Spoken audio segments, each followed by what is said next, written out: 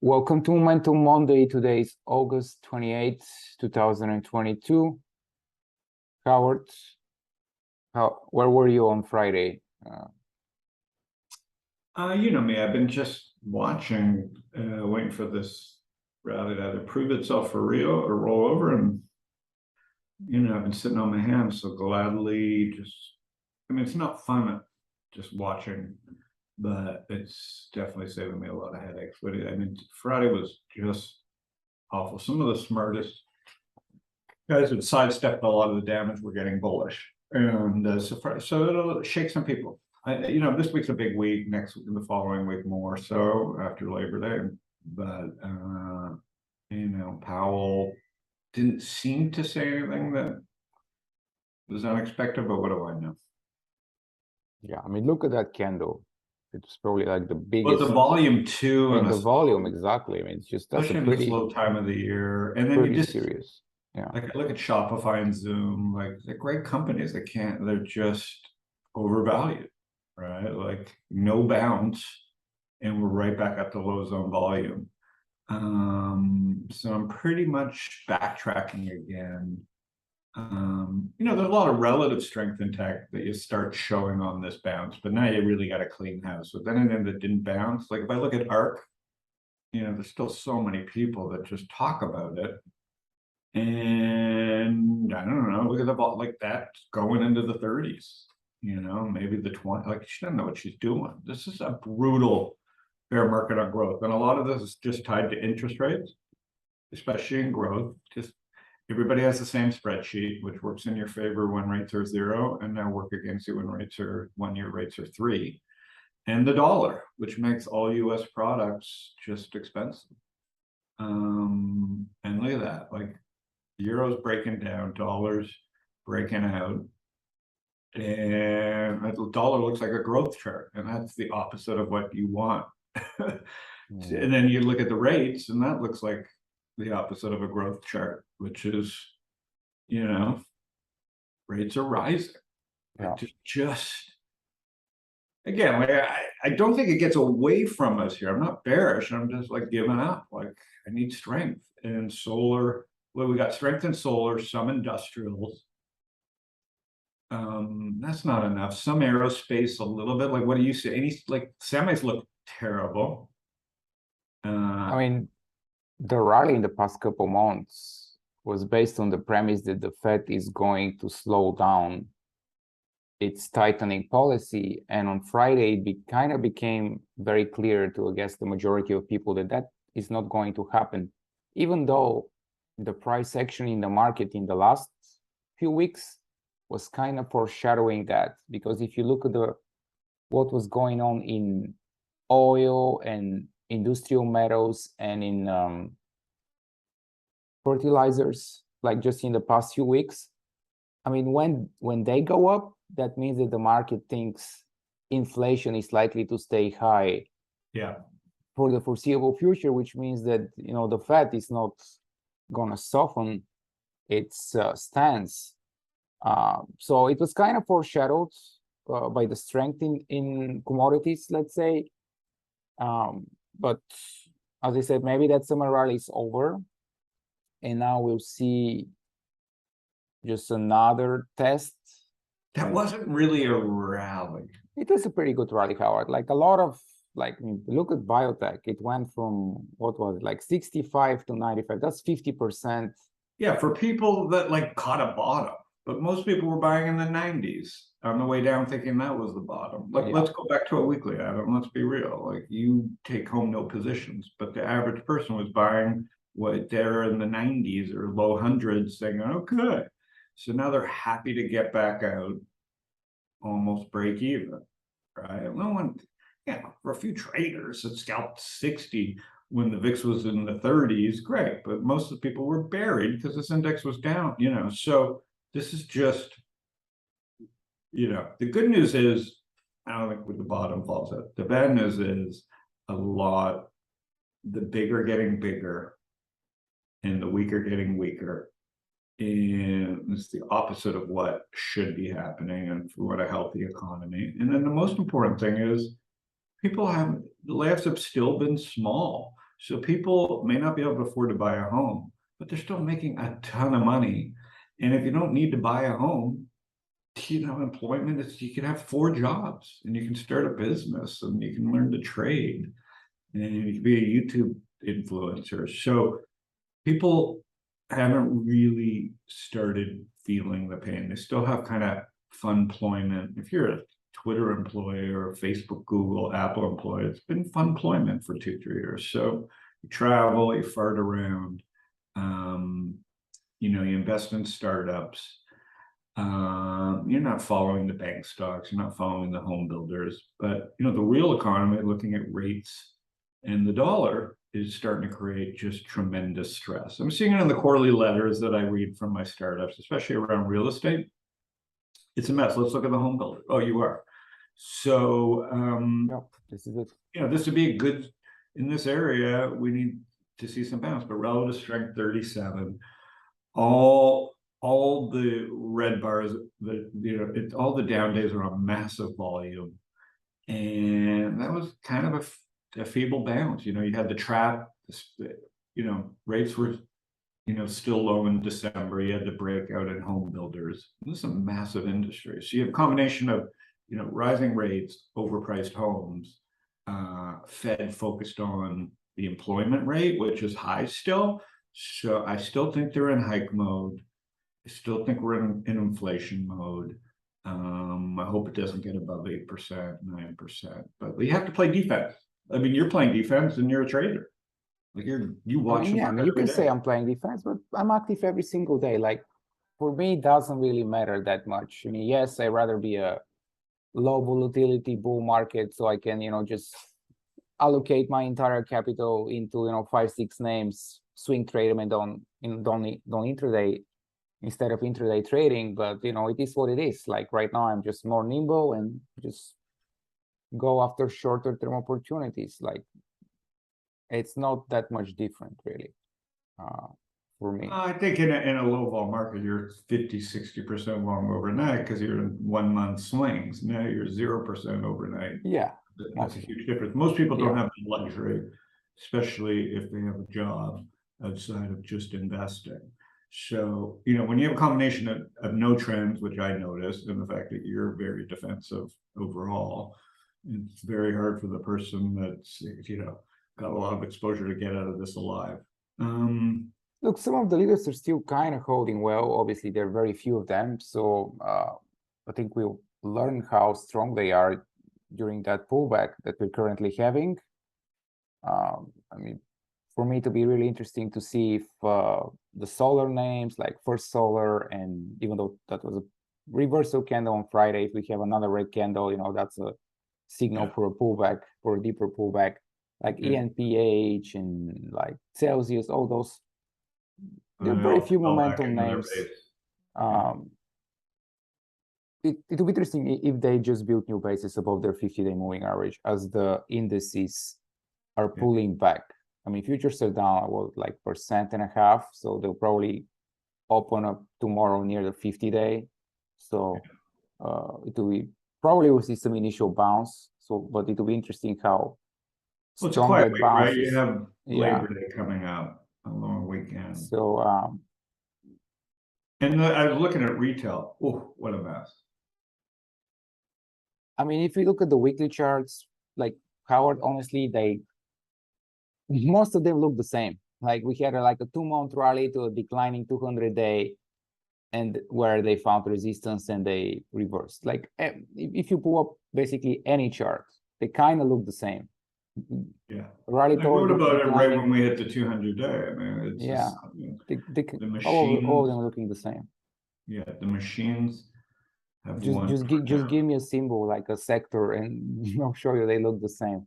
No, but what I'm saying is now you have to look at the ones that really didn't bounce in tech, like Shopify and Zoom, like stocks that I own that I'm just ready to throw in the towel, right? Like, I mean, at some point they will become value stock, the ones that survive, but a lot depends could be a year on from rates. now. So. Yeah, but it's also, remember, there's a lot for these growth stocks based on their valuations. A lot will depend on rates, right? If people can't start e-commerce business because they can't go on Alibaba to source product because, you know, then Shopify suffers. And, you know, it's the ranges in the Chinese stocks are tightening. But, you know, the gambling has seemed to have come out of the market, right? There's only a few stocks left that there's gambling in. I don't know, where's the Trump SPAC at? Let's pull that up. Just as which one was that? Best Buy's over, so that one, Bed Bath & Beyond's over. So that's another one. Was the Trump SPAC? What's the symbol? DWAC. Let's see what that is. This is probably the most speculative. Oh wow! Okay, let's pull up weekly. So this is it. Yeah. So that one's dried up. So where's GameStop? So, you know, you've almost killed all the. Yeah, so you've almost killed it. No, but you know what I'm saying. The spikes are less. The highs are lower. The lows are lower. I mean, they're almost. Maybe the bear market is not going to be over until, you know, GameStop. Yeah, I'm saying, but it feels like they're ready. Like they're a couple more bad months, and they'll be forgotten finally. AMC for sure. Yeah. So you see the lower highs and the lower lows. It's over. It's a bad business. They fucking did some. I mean, it's gross what's going on here. The good news is supply is dropping. IPO index. There's nothing happening. The bad news is I look at companies like 3M, which the industrials are strong, and they just lost a lawsuit. And like industrials are the strongest sector, and look at 3M. I mean, yeah, they're going to have to file bankruptcy of one of their medical units because it caused kinds of hearing problems to the military, one of their products. But the industrial is supposed to be strong. So look at one of the American great companies. Go pull up a monthly on 3M. Yeah, this was weekly, which is, you know, pretty weak. But okay, here's monthly. Yeah, I mean, these are just heavy. Yeah, 10-year lows, basically. 2014. Yeah. These are great brands. So it's tough out there. I think people really need to consider how much risk they have on.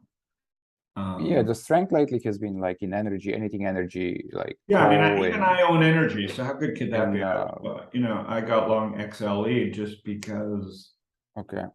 I actually think it's going to keep working, but yeah, it's possible. I don't have a lot of conviction. And I'm hoping I'm wrong in many ways. Look, you know, that's not a way. In a way, XLE is kind of the opposite of the general market. Look at it, pull back to the rising 200-day, and then it bounced, and then the market took a while to bounce, and now you can just see, people are still underweight energy, and now we're heading into winter. Summer's over, and we're heading in. The price spikes are crazy in Europe around fuel. So this policy is broken. So there's two things that can do: low supply and all this money that's going to be made in energy, which is going to be in the trillions, especially based on what the Saudis are doing. It's going to come back into the US because strong dollar. So again, like strongest house in a weak neighborhood, but you know, why, you know, people like me in our 50s that have money or 60s can buy 3.5% 1 year notes with no risk, T-bills, right? And that's you know, and combined with US dollar going up, if it's another good year for the US dollar, who cares that inflation's 8%? You break even in a market where everybody's getting killed, and you're just so much further ahead than everybody. So I'm really watching Apple because I think that feels like there could be a disappointment coming. You know, look at that, like decline, like it's just kind of people are hiding out there, and it wouldn't take much for that to tip over. But that's where the strength is. Apple is the global stock market right now. It's the strongest, definitely among the five. I don't think it can lift the market, but I think it can hurt the market. Look right? at You the can others. see the damage in Google and Amazon and Facebook, but it's all on Apple's shoulders. And that's terrible for the world at many levels, because what they've done to Facebook and Shopify, as much as we may hate Facebook, is just brutal. So I mean, there you have it. Like the Apple chart is what's left. So people that want to speculate can trade Apple. Yeah, in the fund space, definitely, it's all about Apple. Yeah, and obviously Tesla is a little bit falling, but it's starting to, you know. to weaken here near the 200-day. Yeah, I think Tesla's its own animal. It's like a meme. He has so much power and cred. So again, but if you want to trade Apple and Tesla, you can probably forget about the rest of the market. A good traders are probably can trade those two. It feels like guys like you have the edge, right? Like you're watching the market, you can the indexes are doing nothing, and there's a lot of stock volatility. So it seems like you have the edge. I mean, anyone who has a lot of market experience. I have experience, but my experience says I don't want to trade against Ivan all day, so I'm just sitting it out. Okay. So that's what I'm using my experience for. And I think people that think they can beat this market right now, I mean, I think there's still a world of hurt out there. But I don't think it felt crashy in April, May, and we did. And I think now that at least, the Fed is more on side, feels less like a crash opportunity. I mean, the Fed is tightening, but on the other side, you have the government constantly coming up with new stimulus. Like just last week, they can't keep tightening; they'll go broke. So. But they don't care. I mean, they can always print some more. I mean, last week, that would be the end of the markets, though.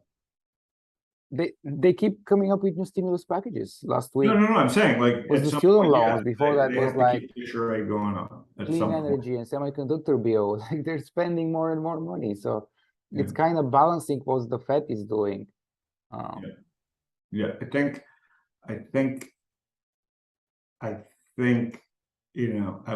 saw green shoots. I still believe that the other side of this is going to be fantastic. I still think this is just. Of course, maybe all those years of high energy prices, someone's going to come up with some genius inventions that are going to, make energy a lot cheaper for the next 50 years. Yeah, but water too. We've got to solve those issues. Yes, and everyone will benefit. So, I mean, as they say, you should not let the crisis go to waste. So, and I'm sure that there are people working on genius innovations that are going to substantially improve human life.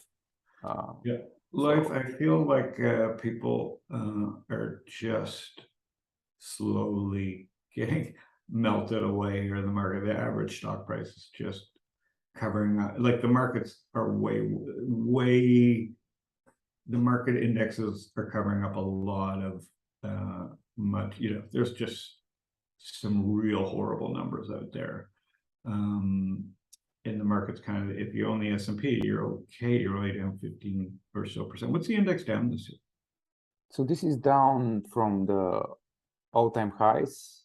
So that's December, 24. So about the same, 15%. Yeah.